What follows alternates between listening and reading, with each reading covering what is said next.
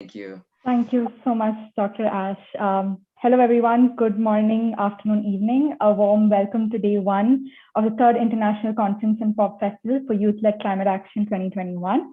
We're delighted to have you all join us for one of the biggest youth-led events for climate action. My name is Priyanka Prakash, and I am from India. And we are excited to welcome all of you to this session, which will focus on the topic microplastics and its impact on environment and health. We are very happy to have you all join us for this very meaningful conversation. Before we start, we would like to mention a series of indications to participants. Kindly keep your microphones switched off to avoid background noise. Please feel free to use the Zoom chat to send in your questions. Our facilitators will help us coordinate to respond to your queries. We would also like to share our social media handles to keep you informed about our future activities. You can find the same in the chat. And also we invite you to use our hashtags when sharing festival content. And if you're posting anything from your account, please use the hashtags mentioned in the chat. You can also sign up for the special workshops organized by POP partners that will take place during the POP festival, which will also be available in the chat. And you can also sign up to be a part of POP using the link that we will share in the chat as well.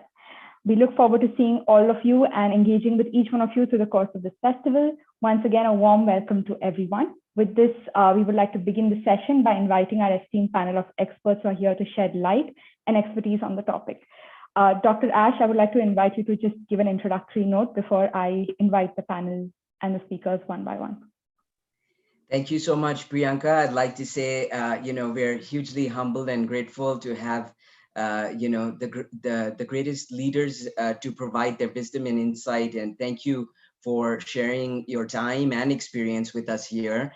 We will be talking about the issue of microplastics in particular and its implications on the environment, environmental health, and human health as well.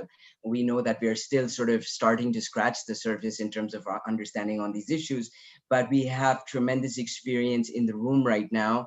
And I know that it'll be the guiding light to the work that many young people I know who are here with us and also committed and listening in both during and after this session to addressing the plastic crisis. And really, I would in fact go as far as to call it a plastic pandemic. So, I know that this is going to be an extremely enlightening and insightful discussion. And thank you very much, Dr. Solheim, for coming. And I'm very, very aware of your constraints in terms of time. So we'll definitely make sure that we invite you to speak with us first as we kick off this discussion. And thank you very much, Madhvi, a young and incredible leader. Thank you, Madhvi, for being with us. Charles, it's such an honor. And we're delighted to have you here. And Drishya, who's also been very, very invested in dealing with this issue, particularly looking at plastics and its implications on health. And like I said, this is an area we need to know much more about. So warm welcome to everybody, to our great young leaders and to our wonderful, inspiring speakers. And Priyanka, with that, I hand over to you. And thank you so much for welcoming everybody. But a warm welcome on my behalf. Thank you. Thank you so much, Dr. Ash. And with that, I'm honored to invite the very first speaker for today. Dr. Erik Solheim is a well-known global leader in environment and development, as well as an experienced peace negotiator. He served as the Norwegian Minister of Environment and International Development from 2005 to 2012. During that period, he initiated the Global Program for the Conservation of Rainforests. He brought Norwegian development assistance to 1%, the highest in the world. Dr. Solheim has been chair of the OECD Development Assistance Committee, the main body of world donors, as well as executive director of UN Environment. He led the peace efforts in Sri Lanka as the main negotiator of the peace process and has played a vital role in peace efforts in Nepal, Myanmar, and Sudan. Currently, he's a senior advisor at the World Resource Institute and convener of the Global Coalition for Green Belt and Road, and also serves as the CEO of the Plastic Revolution Foundation. The latter is a newly found initiative that aims to eliminate plastic waste and pollution, beginning in Accra, Ghana. Dr. Solheim also advises and leads green private sector investments. Thank you so much, Dr. Solheim, for joining us today. I'm very keen on hearing your thoughts on the topic. The floor is yours. Thank you so much, and good evening to everyone in India. Good afternoon to everyone in Europe or America. I'm so pleased to be with so many young leaders to discuss this very important topic of the plastic waste to the plastic pollution. And I agree with Ash, it's a plastic pandemic really hitting Mother Earth, and we need to stop it. First, why is this so important? There are reasons. First, plastic is a huge problem for animals. The other months, a whale was dying in Thailand, and it was vomiting plastic bags while dying. It's such a horrible death. And seabirds are diving down, grabbing something, believing it is food, even feeding their chick with this, and it's just plastic, and they're killing their own children, feeding them with plastic. So, and the same happens to cows, to camels. It's not just in the ocean. It's a huge problem for animals. Secondly, it's a big environment problem. The beautiful nation of Indonesia has defined it as a major environment, economic threat to Indonesia, because islands like Bali, which is so dependent on tourism, I mean, there is no one who wants to go to Bali if they have to dive into a plastic soup when they go swimming. And the same will, of course, be the case in Mexico or in Goa in India or any other tourist place. So it's a big economic threat. And we more and more also understand, that's the topic of today, that's also a big health risk. We don't still really know the effect on the human body of microplastics or nanoplastics. But what we for sure know is that we get a lot of it, get it when we breathe. That's maybe the most important source, which I'm not even aware of, but when we breathe air full of small microplastic particles, we get it into our body system. We eat it when we eat fish or other animals which are full of plastic pollution, and we get it when we drink water. We have scrutinized, or some people have scrutinized, the most precious waters from up in the mountains, in the most hidden places of Mother Earth. Still, there is plastic pollution or nanoplastics in this water. We don't know the exact effect of this on the human body, that's true, but no one has ever proposed that it's good for us. Let's stop it. Let's get rid of this enormous plastic waste. Then, of course, what's the next question is, how do we get to stop this? And then I believe very much in the theory of change, which I heard from President Obama, the former president of the United States. He said that when I mention two big environment problems, one is acid rain, the other is the hole in the ozone layer. He said, when I speak to my two young daughters, Malia and Sasha, about this, they will not be interested at all. They will start to taking up their phone and doing something with the phone, or they will look out of the window, something like that. Why is that? The problems are resolved. And then he said, but these were the two biggest environment problems when he came into politics in the Americas in the 1980s. Acid rain was horrible, and the hole in the ozone layer threatened to give thousands, millions of skin cancer cases on planet Earth. And people said, we can't do it like that. And then a big movement started with three components. One, citizens. That's why the role of youth, like in this webinar, is so important. When young people speak up, tell their parents, grandparents, but also political leaders and business, we cannot live this way any longer. We need to change. Then change is happening, like it happened in these two cases. Then secondly, you need brave political leaders who say, we need political agreements, we want to regulate business, we want to change. And thirdly, you need business to make the change happening. And remind yourself, basically wherever you are sitting today, if it's in a warm place, you have air conditioning. In the 1980s, that air conditioning was the main source of problem. It's caused the hole in the ozone layer, or fridges. Now, we have much more air conditioning on planet Earth. Yes, it's consuming too much energy, but very little of it, hardly any of it, has the chemicals destroying the ozone layer.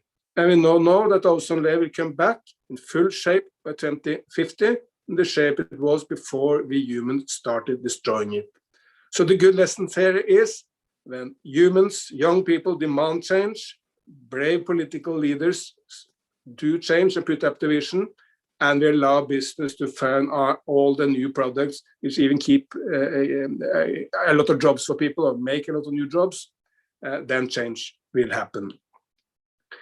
Finally, on plastic change, on plastic waste, there are three main answers, and in my view, we need to do all of them. First, let's get rid of all those plastic items we simply don't need. Let's prohibit them, let's forbid them. We do not need plastic cutlery. We can eat with normal cutlery. Why do we need a plastic glass? We can drink from a normal glass. Everyone has done that throughout history. We can have our coffee in a normal cup. We don't need plastic bags. We can carry in other ways. We don't need balloons. We can celebrate any festival without balloons which goes up in the air and maybe eaten by a bird somewhere. So all these items we don't need, let's stop them. Let's get rid of them. And the good news, this is now happening in more and more places. In Europe, the European Union has put forward legislation which basically will get rid of all these unnecessary products. And in many Indian states, the same is happening. I recall I tried to buy some plastic cutlery to demonstrate in the state of Maharashtra with 120 million people. The guy in the shop said, no, if you want plastic cutlery, go to another state. In Maharashtra, we don't sell plastic cutlery. It stopped here. So let's stop all we don't need. Secondly, let's experiment with new products which are not made from oil. It can be made from cassava or from sugarcane or from potatoes, and they may degenerate naturally in Mother Earth. I mean, if you throw away a banana skin, at least in some warm areas, it's not a big problem. Within a few days, it will degenerate naturally. And you can make plastic products with the same, in the same way. They will simply disappear by the forces of Mother Earth. A lot of that is happening. However, still it's often very expensive and in small scale. So nice startups doing it. And we need to see if that can be taken to massive scale. And thirdly, and maybe most importantly, we need to recycle and reuse. There are lots of plastic products we do need, or at least we need the consequences of this. Like, I mean, we have seen it now with the COVID-19. Most of the masks are made with plastic in one fashion or the other. And we need have used plastic to separate, to make sure that we are not infected. There are a number of plastic products we do need. I mean, the cars we produce are much lighter than they were in the past because plastics is integrated in the car. The first aircraft, solar aircraft, is passed around the globe, circulated the globe, was basically made from plastic because it was the only material light enough to take the pilot up in the air, but solid enough to keep him warm and safe in the aircraft. So all these plastic products we do need, let's recycle them and let's do that in scale. And what we do need is those industries putting the plastic into the market, the oil and gas companies, the chemical companies, the food producing companies, the Coca-Colas or Pepsi-Colas who make the bottles, they need to be responsible for bringing back the plastic and recycle it. Governments may make the legislation, which is producer responsibility, but these companies must be responsible. That's the polluter pay principle, which we use in so many other areas. Those who pollute should also solve the problem they are causing.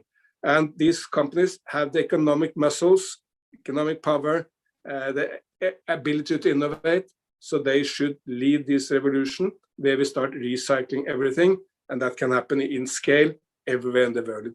It's largely already happening to a large extent in places like the United States and Europe, even if it can be a lot better. But we need this to take this also to many developing countries where it's still just in the very starting phase. So thank you so much for listening to me. I'm so happy and so inspired that so many young people really want to take part in this struggle, because this is one of the defining fights of the 21st century. We cannot continue to pollute Mother Earth and destroy Mother Earth with plastic. Plastic is suffocating the planet. Let's get rid of it and let's resolve this issue.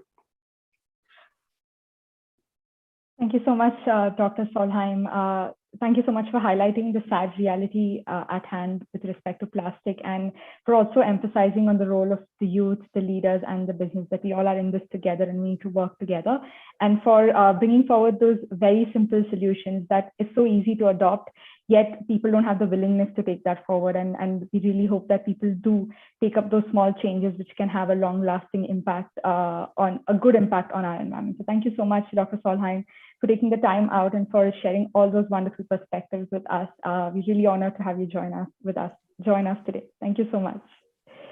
And with that, I would like to invite the next speaker for the day. Dr. Charles Rolsky is the Director of Science North America for Plastic Oceans International. He serves as the host of Breaking It Down, a YouTube series from Plastic Oceans in which he simplifies science in fun and engaging way. He also conducts research at the Arizona State University Biodesign Center for Environmental Health Engineering, where he works on marine and aquatic plastic pollution, a major concern within many ecosystems and environments around the world. Their identification, fate, and impact are only now beginning to be understood, and Dr. Charles has developed several analytical tools to help improve this further. He collaborates with the ASU's Fulton School of Engineering and several microplastics projects, in addition to many groups worldwide, including Plastic Oceans. Dr. Charles also works on using non-invasive research methods to collect species health information, including fecal samples from wild species like killer whales. Having this information provides significant knowledge pertaining to stress, reproduction, and overall species health. Thank you so much, Dr. Charles, for joining us today. We are well aware of the research that you've done in the field of microplastics, and we are very keen on hearing your perspective. So I would like to hand over the floor to you. Thank you so much. Yeah, thank you very much for having me. It's an honor to be here. It's really empowering being surrounded by people with such a strong motivation and desire to create change. So I really appreciate that opportunity. The previous speaker hit on many important topics, so I'm not going to dive back in, reiterate all of the the issues that we know come along with the plastic usage. I guess so now I actually work in a different area now. I work in a lab that creates sustainable polymers, and it's a complete 180 from where I used to work. So basically what they do, and this relates to me because I would do a lot of research and I would give talks and I would tell people about plastic pollution. And then they would say, wow, that's really great, wonderful stuff. And then they go right back to the store and buy more plastic. So I was frustrated because it wouldn't change human behavior. And the group that I work with now, they sit down and they say, why is plastic so detrimental? Well, it's difficult to recycle. It's got harmful plasticizers. It's not biodegradable. And so what they do is they look at the chemistry of the polymer itself and they fix it. They try to create new polymers that don't have those, resistant to biodegradation factors, or that do recycle more efficiently, or that don't contain the harmful plasticizers. So it's really an empowering place to work because they're fixing the problem internally. And what I would challenge people to do, and this is what I think is lacking right now in the field, is to sit, picture yourself sitting at a table with all of these people that have a vested interest in plastic. So why are the consumers purchasing it?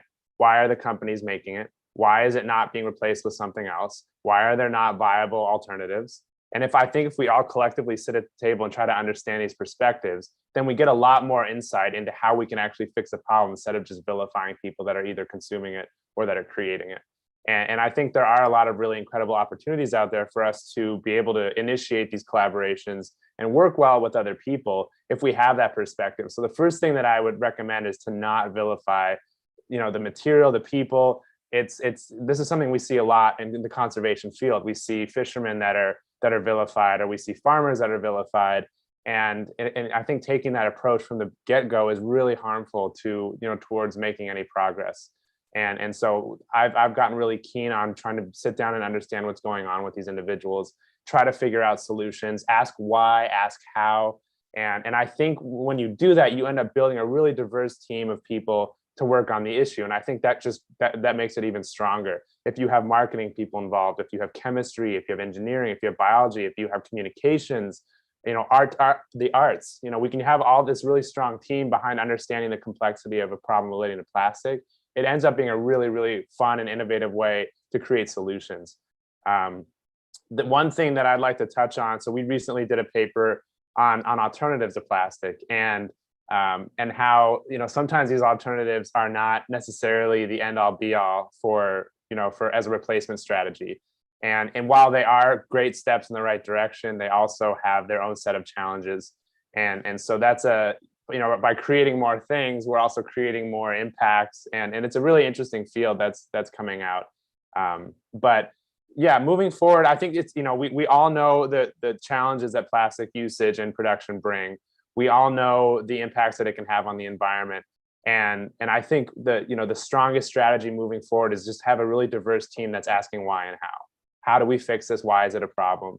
And, it's been really empowering for me because I've never worked in a place where I say, look at, PVC, that vinyl chloride is really harmful. And, this is a bad thing. And then the group that I work with says, okay, so then we'll just kind of rearrange the structure here. We'll get rid of that. We'll integrate something that's more biologically based, like biomass, and that should fix it, right? And it's like, yeah, that's a great step in the right direction. So it's a small example of how using plastic and becoming plastic free has many, many steps in between. If we can take small incremental steps in the right direction, I think eventually we'll find a really happy medium. Because as the previous speaker said, there's certain plastics that are essential. If, I hope it never happens, but if anyone has to go to the hospital, you're surrounded by plastics to help mitigate the spread of anything harmful. Your phone, your airplane, the car, everything around you has plastic in it that serves a purpose. So, it's important to find that middle ground between, stuff we absolutely need to be made out of plastic and then stuff that we can absolutely transition away from. So finding that middle ground and not vilifying, I think are the key things that I'd like to talk about today, because I see too much of that. And the more that you shame others for what they're doing, the less likely they are to actually adapt to some suggestions of yours. So that's kind of my piece, and I'm happy to answer questions or talk about my research. I did my PhD on microplastics, so I've seen them way too many times, but I'm happy to talk about any sort of issues or parts of the plastic pollution epidemic that are of interest. But yeah, thank you very much. I think that, the youth is where this all starts, and the younger people really carry this forward in a really strong way. So thank you for all your efforts. Thank you so much, Dr. Charles. Yes, I think we are very well aware of the research you've been doing with microplastics. And I think towards the end of the session, we would love to get to know more about some of the research that you've done with respect to even the impact on human health. So we'd love to get to know more about that for sure. And thank you so much for giving that perspective on also the idea of alternatives. I think we all just assume the direct solution is alternatives, but we need to also be careful about how we approach these alternatives, and also for helping us understand how we need to break down these complex problems to understand and then come up with solutions to address those gaps. So thank you so much, Dr. Charles. And we will come back to learn more about your research towards the end. And for now, I would like to move on to the next speaker for today. We have an incredibly amazing youth with us. Madhvi Chittoor is 10 years old, founder of the nonprofit Madhvi for Ecoethics, best up-and-coming peacemaker and a global ambassador. She's a passionate advocate against plastic and styrofoam pollution and climate change since the age of 5. To take action against plastic pollution, she wrote a book at the age of 5 titled Is Plastic My Food?, which received recognition from Nat Geo, US Congress, and her school district. She started her global signature campaign for a global plastic policy in October 2020, which is supported by Dr. Jane Goodall, many climate scientists like Michael Mann, former heads of state like Al Gore, who is also a Nobel Peace Prize laureate, Her Excellency Rosalia Arteaga, Helen Clark, Nobel Peace Prize laureates like the Dalai Lama, doctors, artists, indigenous communities in 75 countries, 144 organizations all over the world. She's met with the Madam Vice President Kamala Harris for USA in person in March 2021 in a roundtable meeting, and discussed the global plastic policy, and in April 2021 presented it to her policy team. I think that's incredible amount of achievements at the age of 10. I personally don't remember what I was doing at the age of 10. So I think that is so inspiring to hear what you've done. Madhvi, I would like to hand over the floor to you. We are so excited to hear how you've managed to do so much at such a young age. So please.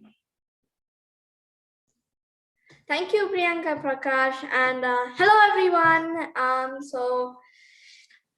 Dear Uncle Erik Solheim, former United States Environmental Program Head, Dr. Charles Rolsky, Director of Science at Plastic Oceans International, and all attending this session today. It's an honor and pleasure to be with you all in this International Conference and Pop Festival 2021. I also thank Pop Movement and Irvis Foundation for inviting me to this conference. I will be speaking of the point of view of a change maker.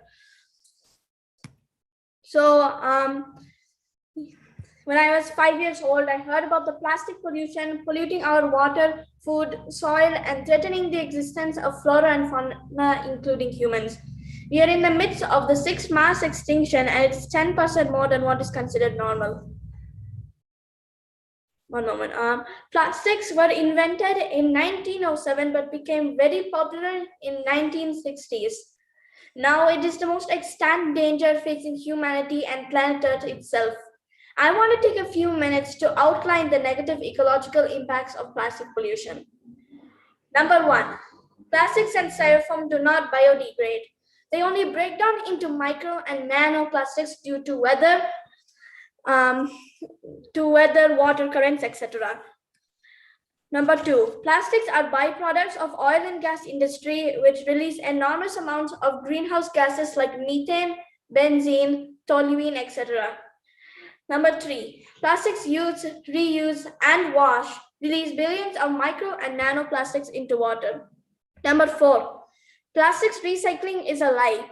Only 9% of world's total plastics is recycled. In fact, downcycled is the right term to use. And certain types of plastics, type 6 and 7, cannot be even downcycled. Number 5, plastics and styrofoam are filling up the landfills quickly, so 40% of world's garbage is burned. Thus, manufacturing, using, recycling, downcycling, burning, and weathering of plastics cause air and water pollution. Number 6, plastics have entered our food through the aquatic animals we eat and also through their storage containers. Styrofoam containers leach styrene into food on contact, and styrene is a declared carcinogen. Number 7, phthalates, gassing off from plastics products, are hormone disruptors and are a major health hazard, like causing ADHD, autism, cancer, and a wide variety of other diseases. Number 8, plastics are polluting our soil through tiny microstyrofoam beads, artificial turf, microplastic and nanoplastic leachates, and sewage sludge. When soil is polluted, groundwater and thereby drinking water is automatically polluted. Number 9, plastics are also polluting our drinking water through the microfibers in polyester and nylon clothing. Number 10, plastics are killing wildlife.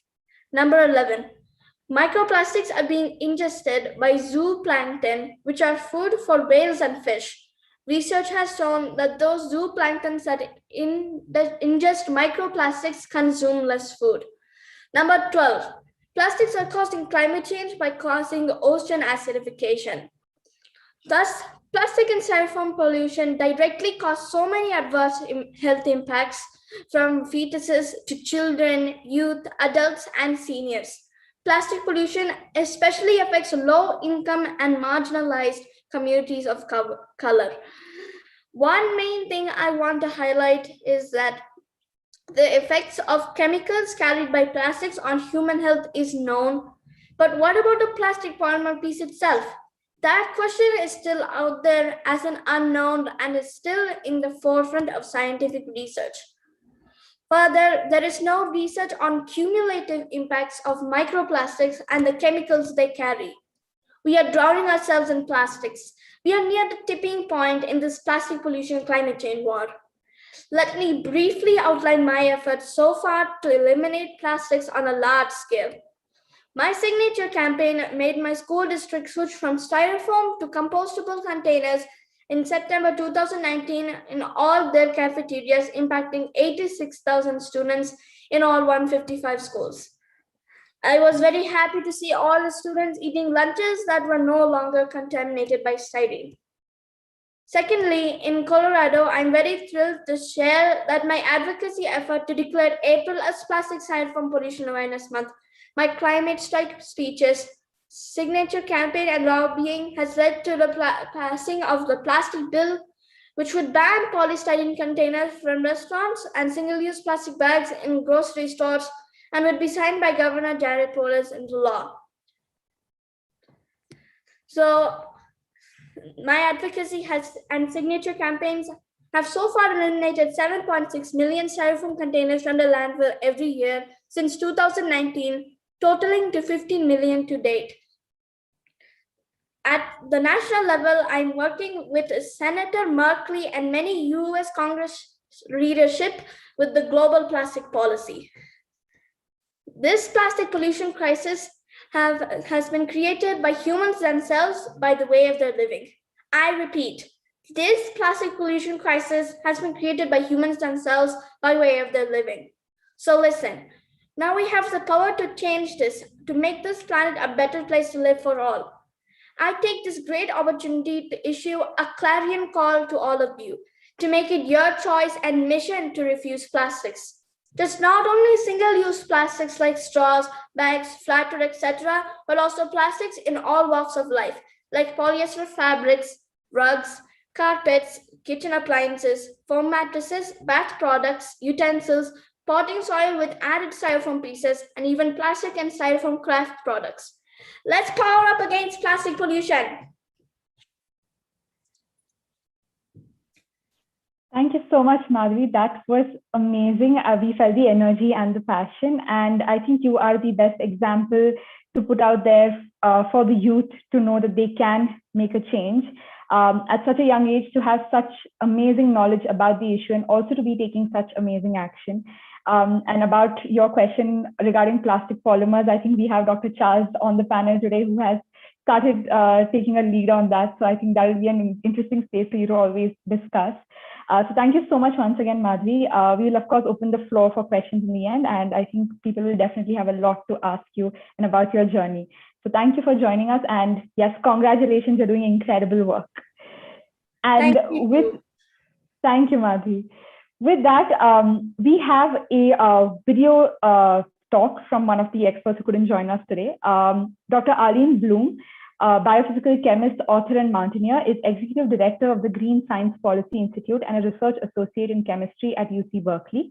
Blum's research and policy work has contributed to preventing the use of flame retardants and other harmful chemicals in children's sleepwear, furniture, electronics, and other products worldwide. Her current mountain is to educate decision makers and the public to reduce the use of entire classes of harmful chemicals in everyday products. I request Komal to just screen the video. I'd love to hear what Dr. Arlene Blum has to share with us.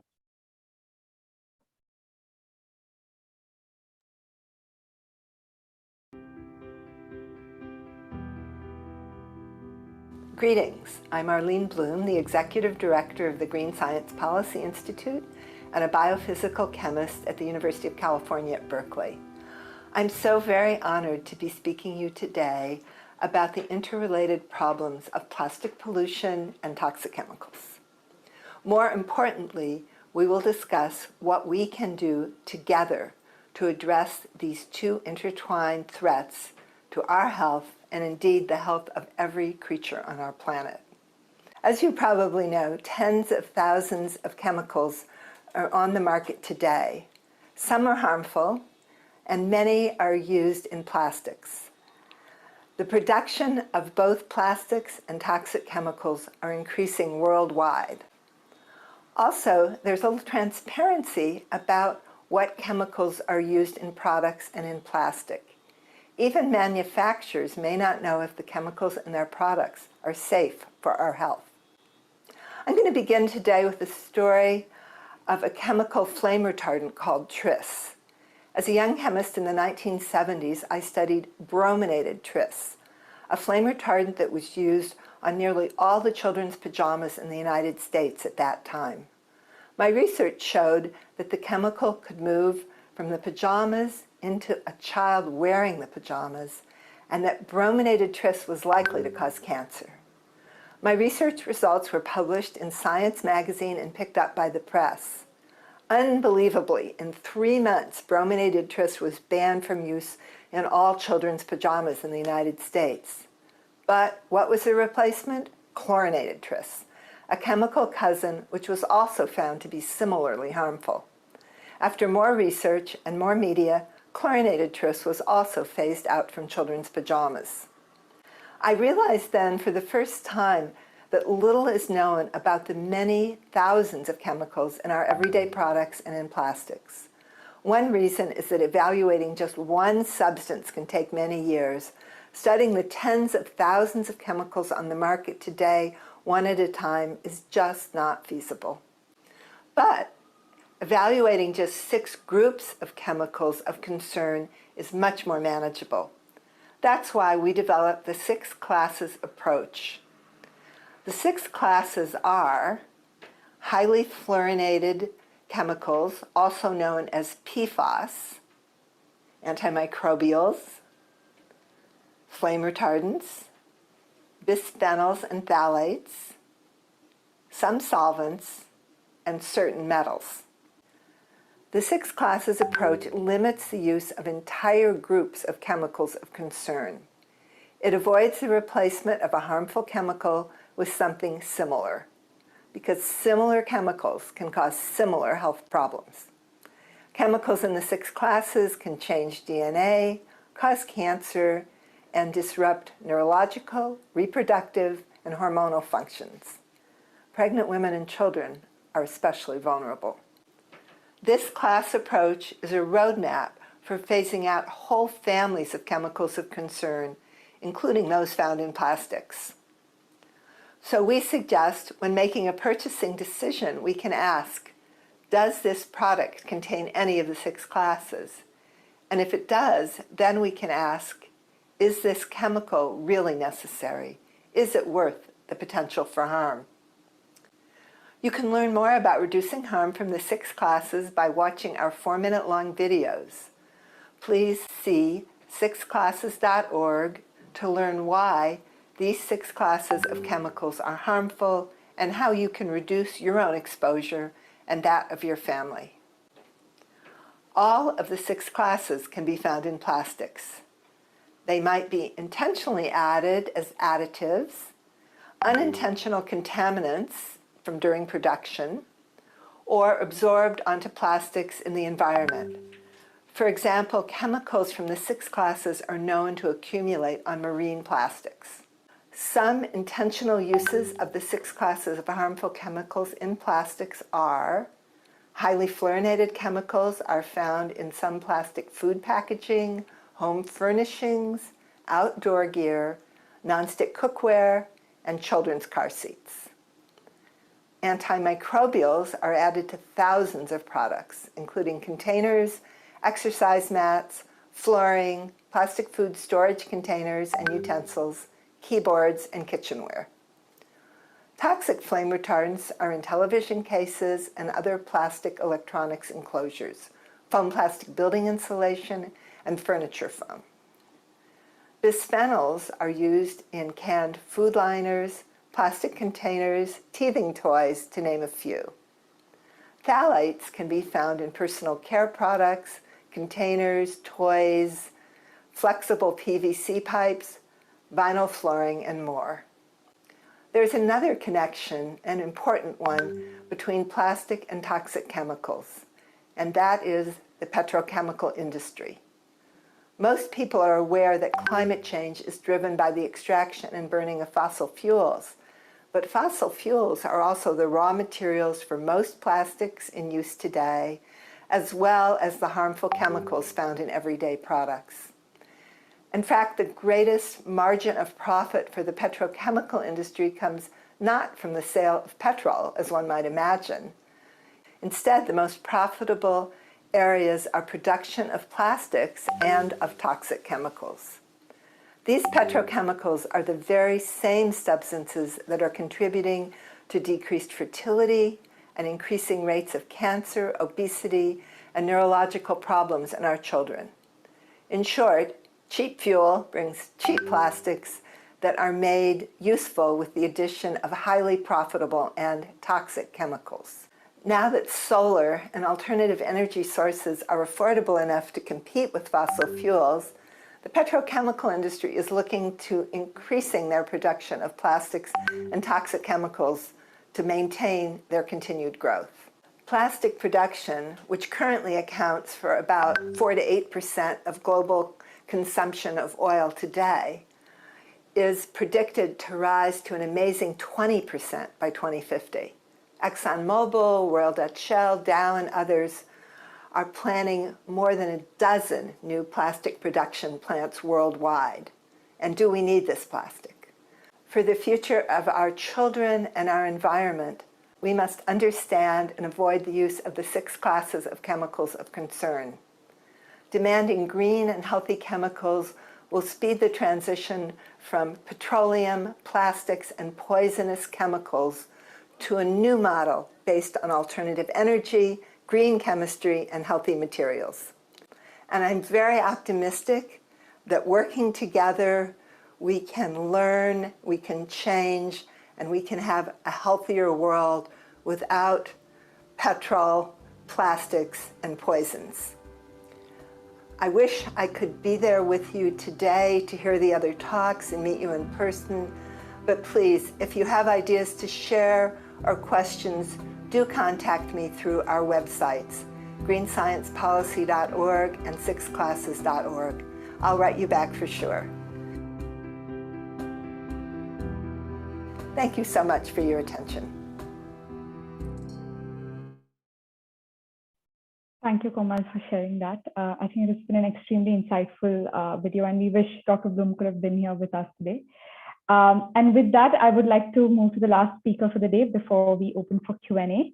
And I would like to welcome our very own Drishya Pathak. Drishya is a passionate environmentalist with a view to bring a social and ecological impact through her work. She believes that protecting the planet is not one individual's job, but in fact, it should be a way of life of each and every person. She loves gardening and has planted several hundreds of plants and trees in and around her society, and she continues to do some incredible work with the pop movement as well. So Drishya, I would like to hand over the floor to you. Thank you so much for joining us. Thank you, Priyanka. Can you hear me? Yeah, great. Thank you. One important thing that I want to add in my introduction is that I'm basically from public health field. So when I talk about microplastics or plastics, I would like to bring that point of view in front of everyone. It's not just how it is affecting our health, but at a mass scale, which when becomes a problem has no solution because it is not visible to your eyes. So one such issue that Dr. Charles also mentioned, that how based on his research, how microplastics can, disrupt your system, your endocrine system. Then we also heard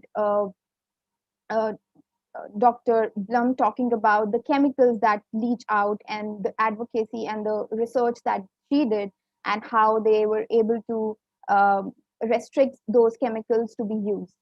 So I would like to bring a mix of this topic. And the first important thing that I want to discuss right now is the term leaching, which is basically the kind of chemicals that leach out from the plastic that we use for packaging of food.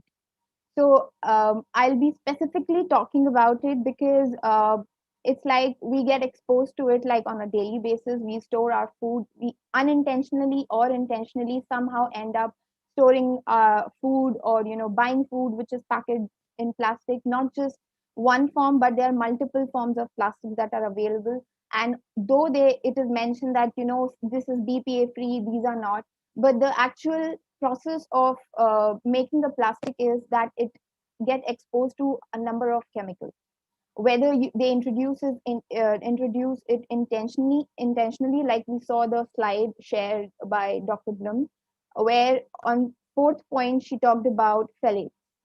So these are the chemicals that are added to change the flexibility of the plastic. Then the second point is some plastics that are introduced into the packaging material without intention, like because you are talking about recycling, and a plastic goes through n times into phases when it is actually turned into a product, even if you talk about recycle or non-recycle. So some of the chemicals we are aware of, some of the chemicals we are not aware of, and like she mentioned, it's very difficult to conduct that kind of research, that what chemical is causing what kind of changes. And though it is there are restrictions in developed countries, like how much percentage of chemicals can be used in the food packaging materials or not, there are no such restrictions, or not very tight restrictions in developing countries, which is a major point of concern. So where people are not even aware, or they are not even aware of what kind of chemicals they are getting exposed to and how it is going to impact your endocrine system. So talking about, over the years, let's talk about a decade. I belong to India, and like exactly 10 to 15 years ago, the kind of exposure I was getting, with plastics was very, very minimum. Like the storage material, the all were either of steel or glass, but now they all are of plastic. So I did a small research to first understand that how many of us are aware of the term of leaching. It's not just about that we are inhaling microplastics, but we are also, during its life course, we are also getting exposed to the n number of chemicals it has. So in that research, my idea was to understand, based on the knowledge we have about plastic and the leaching, what is our attitude and how are we practicing it. So the result, or I can say the observation I made in my research, was that we do have a lot of knowledge that we should not store like hot water or hot milk in a plastic container or anything which is hot or so. But the reality is that it can be any kind of product, or it can be acidic, or it can be basic. It can be under the room temperature. The leaching of chemicals do take place. So that's the first thing which people are not aware of, or we usually don't consider it because we grab that knowledge which is shared widely. So that's the first and most important thing that we don't consider. Now, talking about the attitude, after understanding that yes, we have a lot of knowledge, but what is the attitude? So some of them who were really active, like who understand that like we should not store food in plastic, their attitudes was a bit different. Attitude in terms of, okay, so we buy certain category of plastic, but still at the same time we are not aware of what kind of chemicals we are getting exposed to, and what is the duration of using that plastic. Because as I think Dr. Charles mentioned about how polymers they start releasing chemicals after a certain period of time, because the bond starts to get weaker. So there is a certain period of time to which you can use a plastic container. But the thing is that we are not supposed to use plastic container, because that ultimately goes into the environment. Because if we start using a plastic container for 4 months, that is a major issue then. So now it comes to practice. Now we know that our attitude, what is our attitude and what is our knowledge, but how difficult it is to practice it. So the first thing is, of course, market driven. And like Dr. Charles mentioned that, he has under his research, he has a number of like some products which can be used in place of plastic. I think I would love to know, and I think we all would love to know, because from coming from a developing country, I think those substitutes are something we can advocate for once we know that, okay, so they are available at a cheaper rate, which people can afford easily.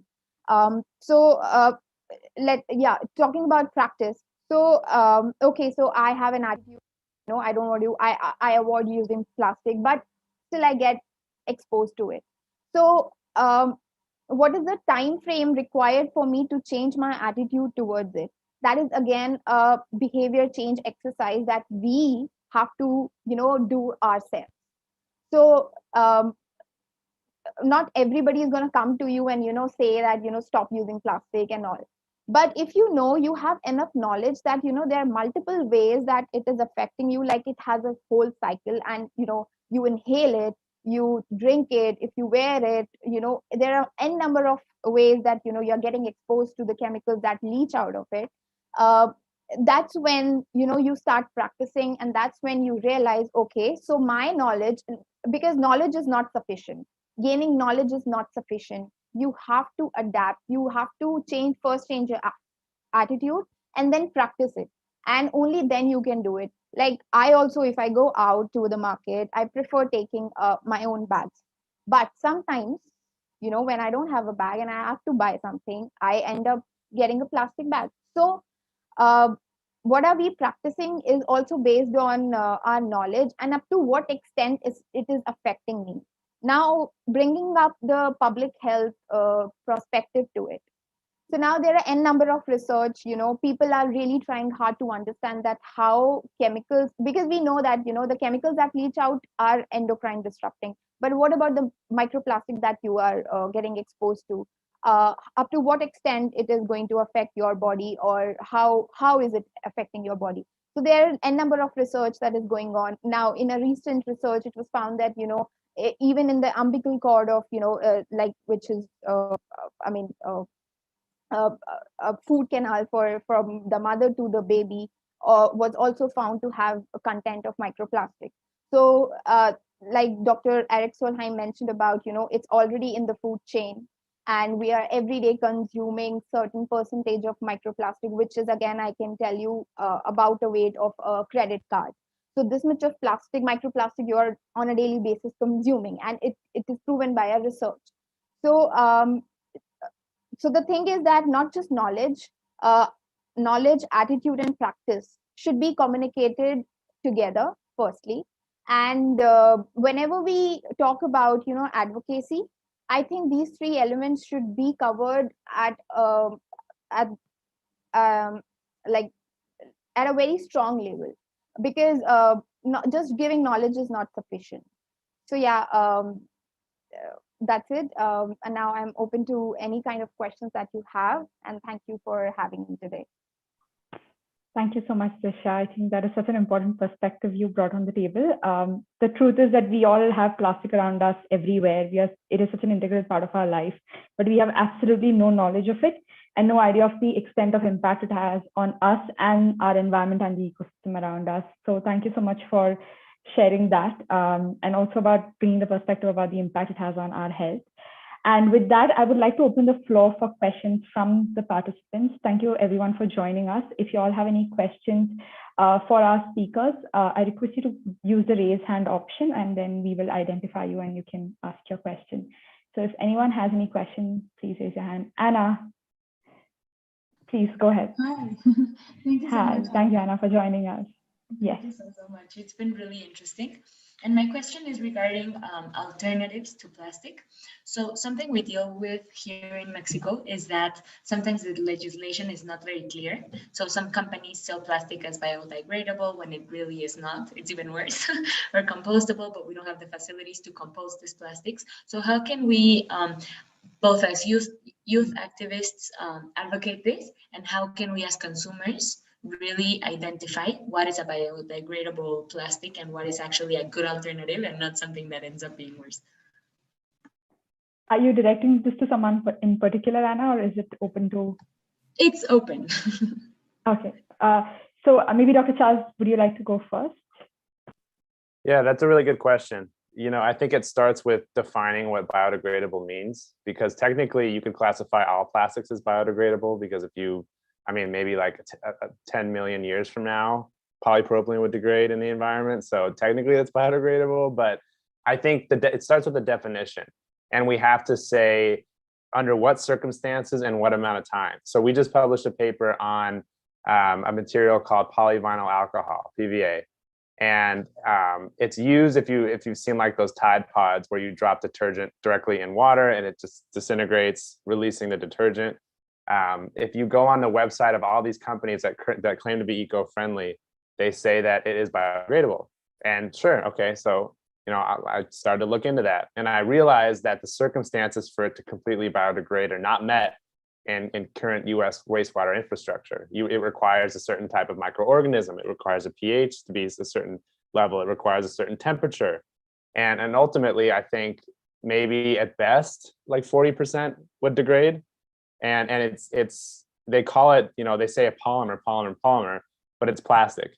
It has a constituent of ethylene, which is fossil fuel based. So, I think what we have to do is get in the habit of completely and thoroughly understanding and testing something before we release it, because it's called a fate assessment.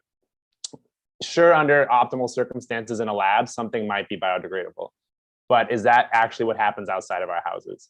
And if it's not, then we really need to make sure we're studying and researching something fully before we release it and say it's eco-friendly. And I think it's a scary concept to pass something off as being biodegradable when it's not. Technically it is, sure. But are those microorganisms present in the environment?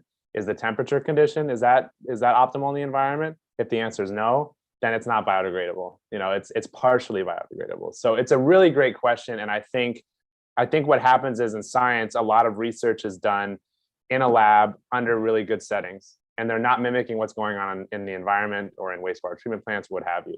So there needs to be a really thorough understanding of something. You need to replicate as closely as possible environmental conditions before you claim something is biodegradable or a good alternative, because many times we're creating something to mimic plastics so well that it sticks around in the environment.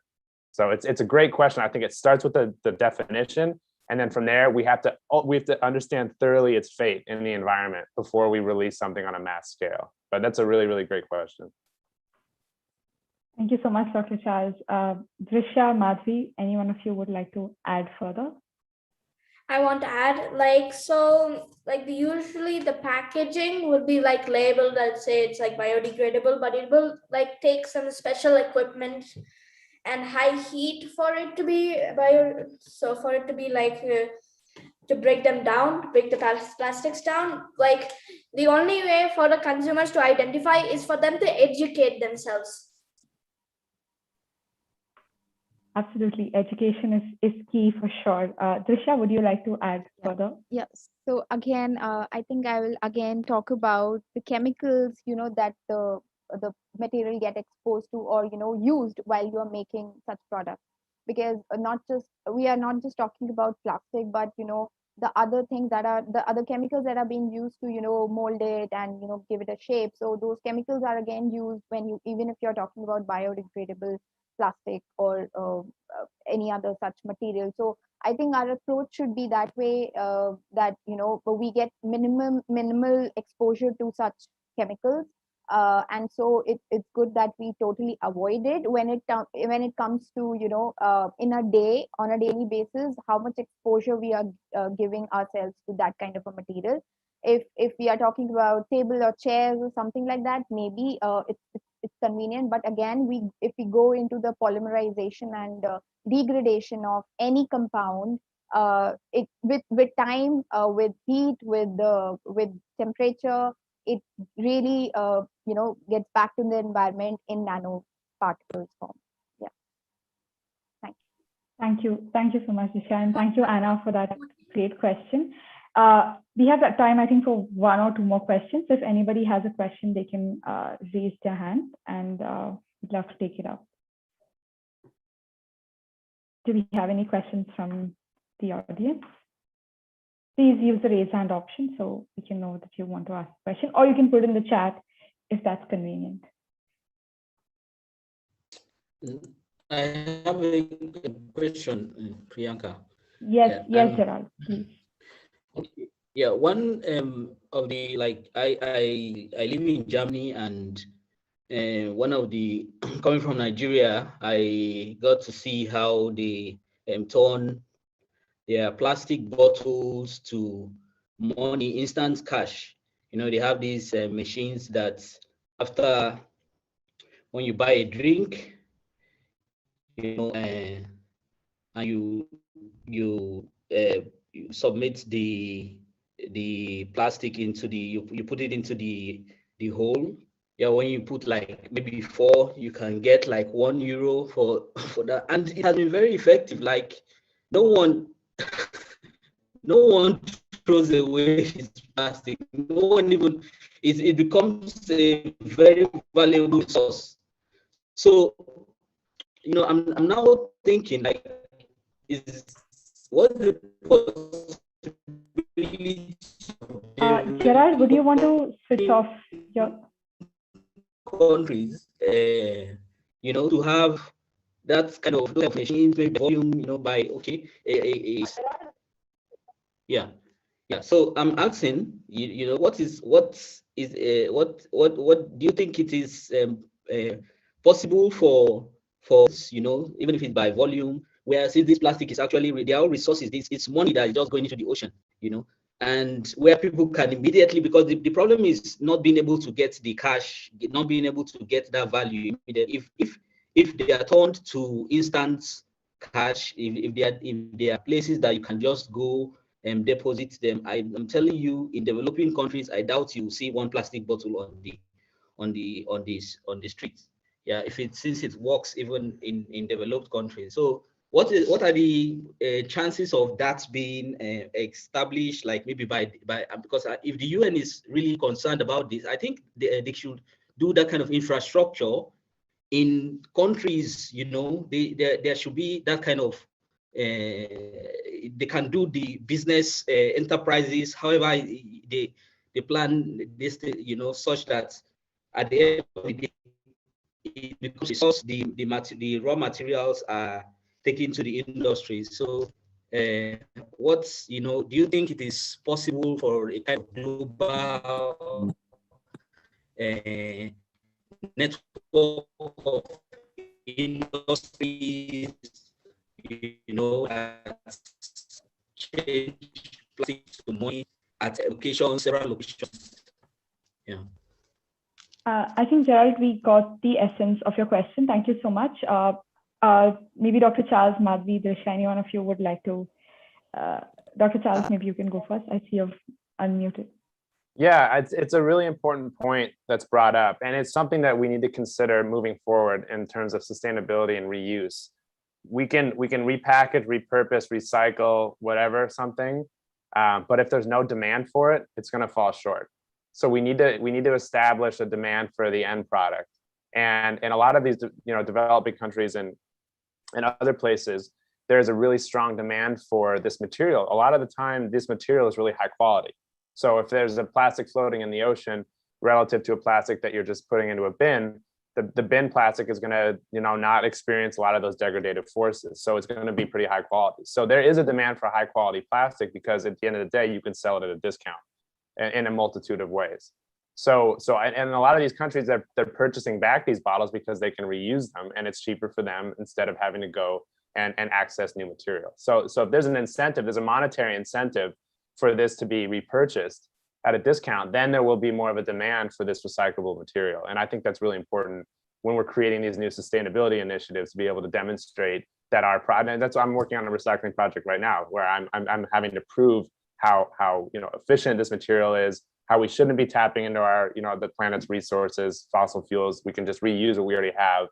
And that's the goal, is to ultimately stop tapping into the environmental resources, and instead we have enough material out there right now that we can just repurpose and reuse. And the challenge is, how do we do that? We have to stop sticking labels on things that are impossible to peel off. If something's recyclable and there's an adhesive on it and there's a label, it's not recyclable. It's very difficult. And so there's a lot of little obstacles there, but ultimately, if we can create a demand for it, then there's going to be a lot of people that are come knocking at the door saying, we want to access this stuff, let us have it. So I think that's a really strong approach to be able to collaborate with business people, with marketing, finances, closed loop, circular economy people, to sort of get that approach and create that incentive. It's a great question. Yeah. Drishya, did you want to add to it? Madhvi, I see you're unmuted. Yeah, Drishya, you can go first. Madhvi, you can go first. Okay, so like right now, the discussion is that plastics are bad for our health. Like, we cannot go to another discussion like how to recycle the plastics. We already know that the plastics are impossible to recycle. Like, the only way to deal with these plastics is just to refuse them.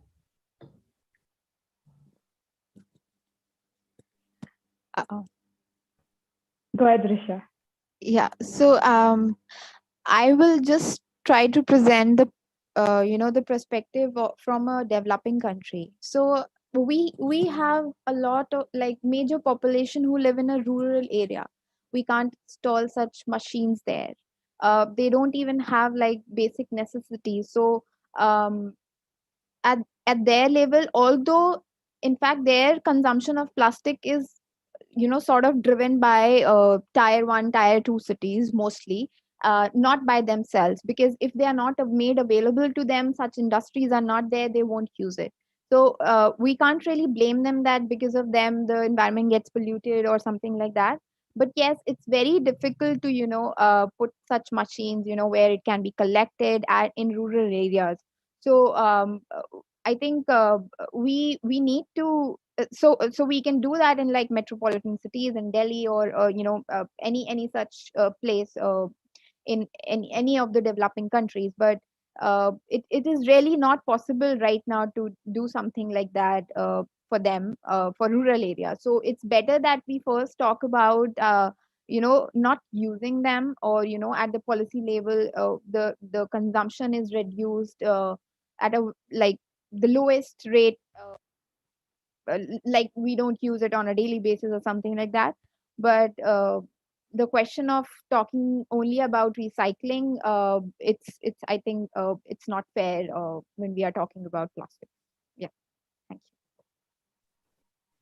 Thank you so much, Drishya. I think we have a little over time. So if anyone has any other questions, you can send it to us. You can share it to us via our email or social media platforms. You can definitely extend it to the experts.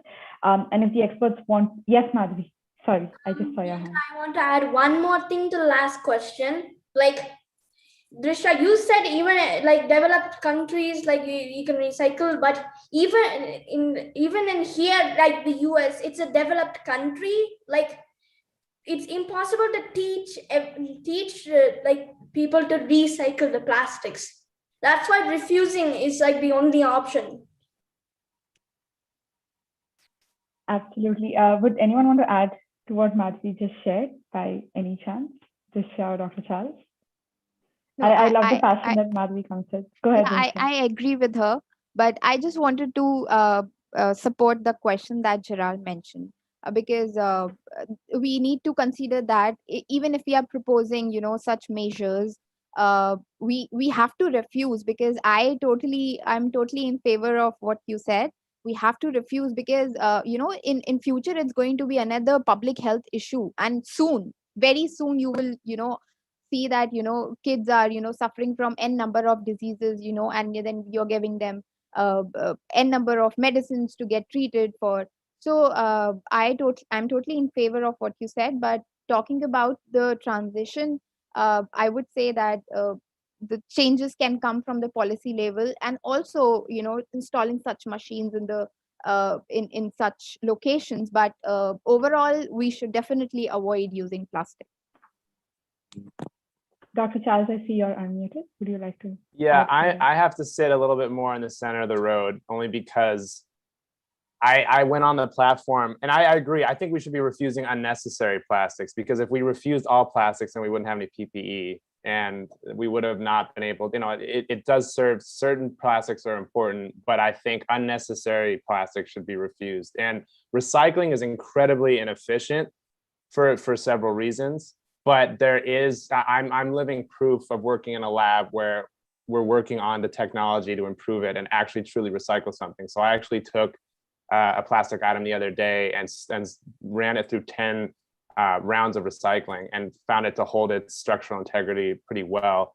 The problem is they just didn't, recycling wasn't a good concept from the beginning, and then we created all this material, and the recycling centers are overburdened, and we're mixing our trash with our plastic, and so it was just doomed from the get-go, and it was kind of a failure from the beginning. But I can tell you that there is optimism and hope for it to be modified, and it's going to take an approach of all these different disciplines coming together. Biologists working with chemists, working with polymer scientists, working with marketing, communicate, all these people coming together. It can be fixed, but we need to stop using so much of it, for sure. I agree with that. Thank you so much, Dr. Charles. I think the discussion today has opened doors to, I think, the approach towards microplastics has drastically changed. For me personally, for sure, even looking at the idea of alternatives, to understanding the concept of biodegradable plastic, to even the idea of addressing the gaps and inefficiency in recycling. I think there is so many areas that we touched upon today. So thank you so much, Dr. Charles, Drishya, and Madhvi, and of course, Dr. Solheim, who isn't here with us, but Dr. Solheim for joining us.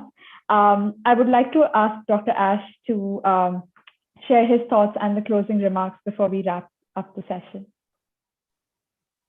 Thank you very much. I think there've been a number of points that have been brought up, and clearly indication very clearly suggests. I mean, it is about education. It is about behavior change. It's about research. It's about pursuing investigation in this field as well, because we're still learning. We're not only learning about the issues, but we're also learning about potential solutions. And I think that we've touched on all of these issues, and I just want to say that I'm gonna underscore. It's hard for me to sort of summarize because there's been so much that's been touched upon, but I want to say that it's really important that we have the people, the energy, the different stakeholders come on board in order for us to be able to address the issue, to address this challenge, and find viable solutions. And clearly, and I completely agree, because this was an important issue that's been brought up as well, that it's not a one size fits all, contexts vary, and therefore, not only does the issue vary depending on the context, but also possible solutions. And so we need to be able to appreciate the variation, the differentiation, the different contexts, geographies, cultures, all of that. And clearly, this is a conversation we need to have. We need to have urgently, and also to be able to work on solutions, but it'll happen by coming together.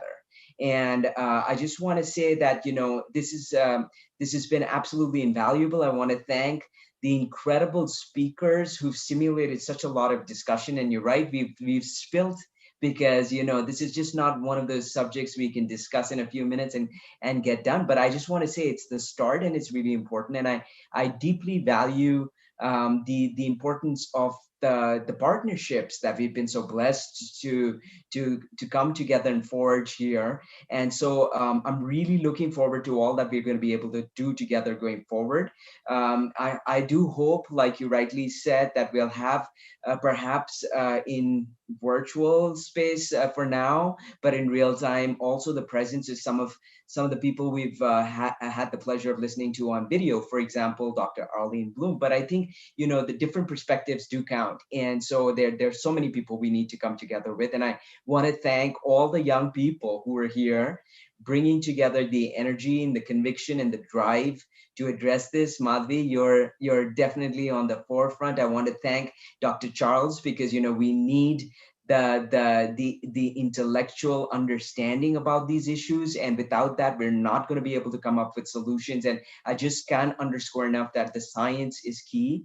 And Drishya brought up the importance of certainly education, but again, changes in attitude and behavior. And we know that this issue is about addressing, and identifying solutions, but then being able to translate them. And so behavior change is critical. I also want to convey my deepest gratitude to Dr. Erik Solheim for making the time, for sharing his thoughts, for stimulating this discussion. And also to Dr. Arlene Blum, because she's been on the forefront of a lot of work in this field, again, founded on science. Priyanka, thank you. It's been a great pleasure being able to be here together with you and the amazing POP family that we're so blessed to be able to work with. But again, I want to say lots more to do, and I hope that this will be the start of our journey to addressing this issue, but with all of your incredible expertise and intellect. So thank you, and abrazos to everybody, and let's make this happen. I think we'll be able to avoid a number more crises we know we're in for if we don't do it. So thank you. Thank you so much, Dr. Ash. Yes, we really hope we can have more follow-up conversations, try to find the paths where we can connect and work with each other. Madhvi, is there something you wanted to say in the closing? I just wanted to say thank you to everyone, and thank you for this really awesome opportunity to be in this POP movement. Thank you so much, Madhvi. You are an incredible ball of energy, and we are so happy you could join us. Dr. Charles and Drishya, we would love to hear closing thoughts from you before we wrap up the session as well.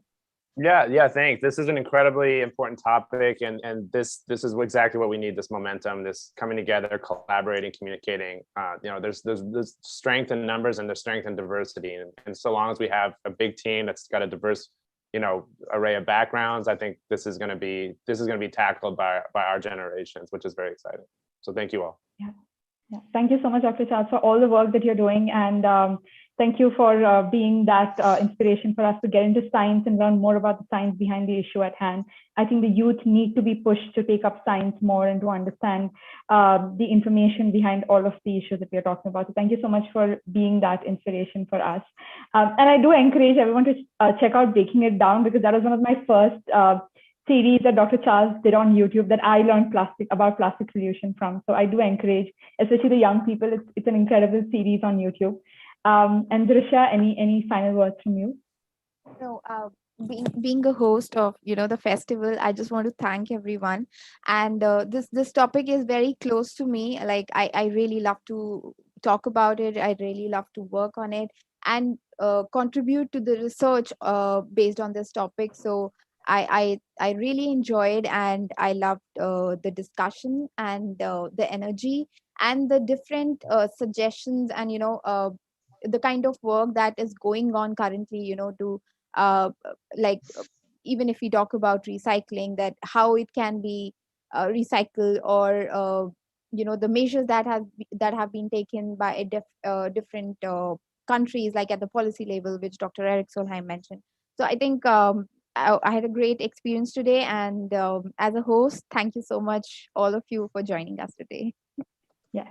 Thank you so much, everyone, for joining us. Thank you so much, Dr. Charles, Madhvi, and Drishya, and to all the participants for being so participative and engaging. I think this is what matters. Coming together matters, and staying put and continuing our work every day is what matters.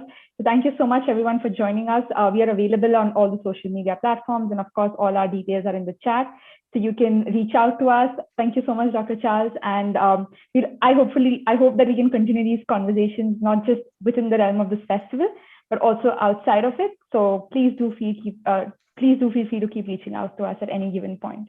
Thank you so much, everyone, for joining us, and hope you all have a wonderful day, night, afternoon, evening, wherever you are. Thank you.